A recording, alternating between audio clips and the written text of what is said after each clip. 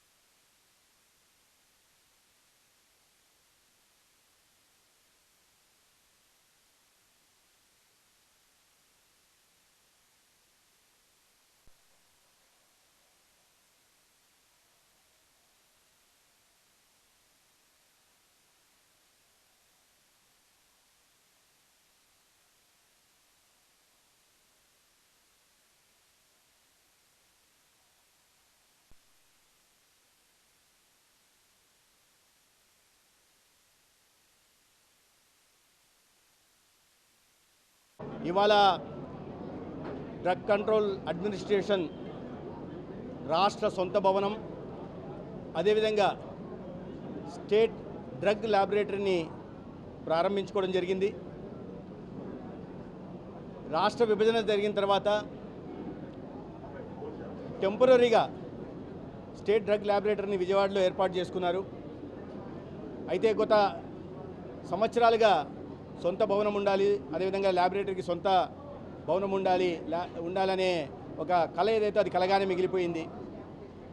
2018-19లో కేంద్ర ప్రభుత్వం centrally sponsor scheme కింద స్టేట్ డ్రగ్ ల్యాబొరేటరీని, అదేవిధంగా 2 రీజనల్ ల్యాబొరేటరీలని, అదేవిధంగా స్టేట్ హెడ్ క్వార్టర్స్లో సొంత భవనాన్ని, జిల్లాల్లో 23 జిల్లాల్లో 23 జేడీ ఏడీ జిల్లా ఆఫీసులను కూడా నిర్మాణం చేయడం కోసం నిధులు మంజూరు చేసింది.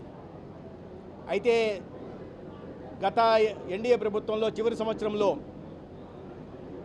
వీటి కోసం నిర్మాణం కోసం ప్రధానంగా ల్యాబొరేటరీ నిర్మాణం కోసం 4.5 కోట్లు ఖర్చు పెడితే తర్వాత ప్రభుత్వం మారడం 2019 నుంచి 24 దాకా దీని మీద పూర్తిగా నిర్లక్ష్యం వహిస్తూ కేవలం 4,37,00,000 మాత్రమే, మొత్తంగా 55 కోట్లు ఖర్చు పెట్టాల్సి ఉంటే కేంద్ర ప్రభుత్వం నిధులు ఇస్తుంటే 5 సంవత్సరాల్లో 4,37,00,000 మాత్రమే ఖర్చు పెట్టి భవనాలను ఎక్కడికక్కడ మొండుగోడలుగా నిలిచిపోయేలాగా, పునాదుల స్థాయిలో నిలిచిపోయేలాగా గత ప్రభుత్వం నిర్లక్ష్యం వహించింది. డీసీఏ చాలా ప్రధానమైన విభాగం.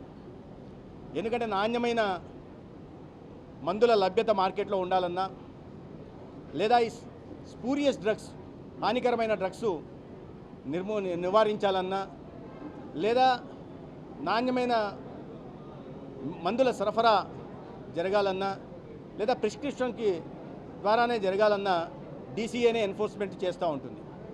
అటువంటి వాటికి సొంత ల్యాబొరేటరీ లేకపోవడం వల్ల ఇబ్బందులు ఎదురయ్యేవి. ఆ ల్యాబొరేటరీలు గతంలో కేవలం 6,000 మాత్రమే టెస్టులు చేయడానికి 4,000 టెస్టులు చేయడానికి అవకాశం ఉంది. ఇవాళ పూర్తి ల్యాబొరేటరీ వచ్చిన కారణంగా 13,000 టెస్టులు చేయగలుగుతున్నాం. అదేవిధంగా గత 2 సంవత్సరాల్లో డీసీఏ మీద చంద్రబాబు నాయుడు గారి నాయకత్వంలో ప్రభుత్వం పెట్టిన ప్రత్యేక దృష్టి కారణంగా ఈ ఎన్ఎస్క్యూ నాట్ ఆఫ్ స్టాండర్డ్ క్వాలిటీ మందులు ఏవైతాయో అంటే ఇన్స్పెక్షన్లు, పెద్ద స్థాయిలో ఇన్స్పెక్షన్లు చేయడం జరిగింది. సంవత్సరానికి గత 5 సంవత్సరాల్లో 4,400 ఇన్స్పెక్షన్లు మాత్రమే జరుగుతూ ఉంటే సగటున ఈ 2 సంవత్సరాల్లో సగటున 4,985 ఇన్స్పెక్షన్లు జరిగాయి. అంటే దాదాపు 600 ఇన్స్పెక్షన్లని పెంచడం జరిగింది.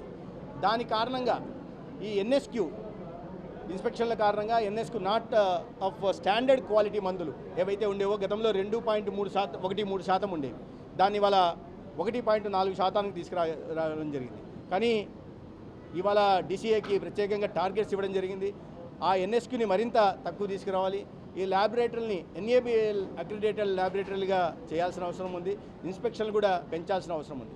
గతంలో 6,000 చదరపు అడుగులు మాత్రమే టెంపరరీ బిల్డింగ్లో అవకాశం ఉంటే, చదరపు అడుగుల లభ్యత ఉంటే, ఇవాళ ల్యాబొరేటరీకి 33,000 చదరపు అడుగులు అన్ని కార్యాలయాలు కలిపి దాదాపు 55,000 చదరపు అడుగుల నిర్మాణాలు.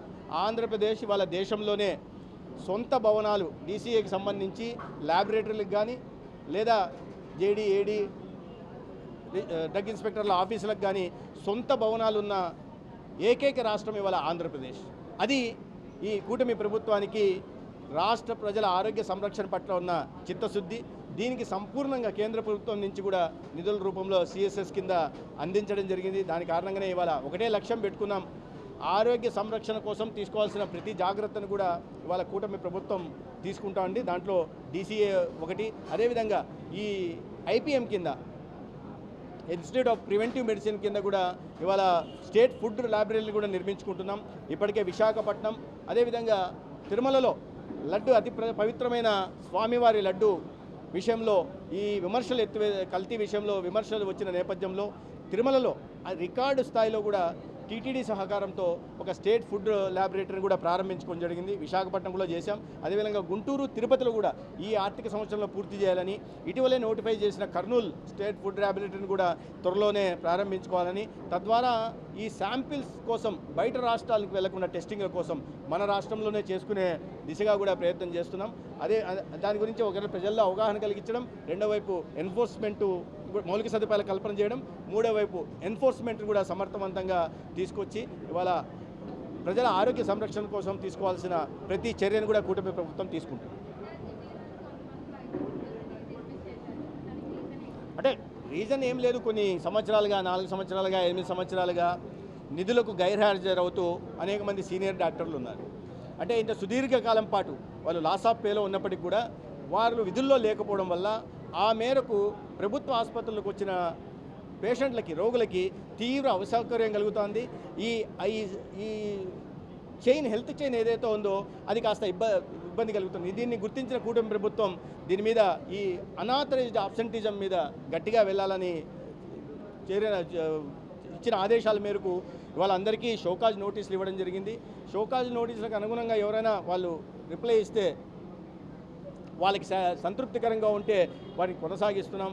లేని వాళ్ళకి, సంతృప్తికరమైన ఇది లేని వాళ్ళకి, ఎందుకంటే ప్రభుత్వంలో ఒక పవిత్రమైన వైద్య వృత్తిలో ఉంటూ ప్రజలకి ప్రధానంగా ప్రభుత్వ ఆసుపత్రులకు వచ్చేది దిగువ మధ్య తరగతి పేద ప్రజలు.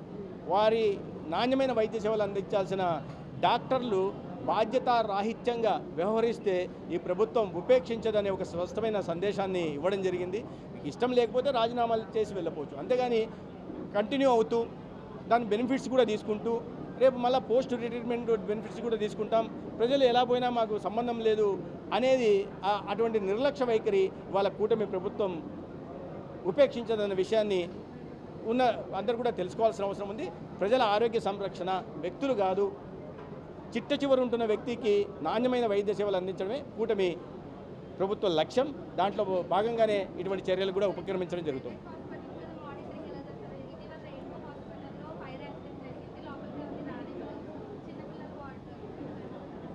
మానిటరింగ్ సిస్టమ్ ప్రైవేట్ హాస్పిటల్ మీద ఉంది. ఎన్టీఆర్ వైద్య సేవ ద్వారా ఏదన్నా దీంట్లో సరైన ఇది లేకపోతే వీటికి ఫైర్ యాక్సిడెంట్లు, వాటికి DMS పరిధిలో లేకుంటే ఫైర్ సర్వీసెస్ వాళ్ళు, జిల్లా కలెక్టర్ వాళ్ళు వాటి మీద చూస్తుంటారు. అదేవిధంగా వైద్య సేవలు అందించడం విషయంలో ఏదన్నా తప్పులు జరిగితే దానికి డిస్ట్రిక్ట్ డిసిప్లినరీ, జిల్లా స్థాయిలో డిసిప్లినరీ కమిటీ ఉంటుంది. అదేవిధంగా రాష్ట్ర స్థాయిలో డిసిప్లినరీ కమిటీ ఉంటుంది. దానికి అనుగుణంగా చర్యలు తీసుకోవడం జరుగుతుంది.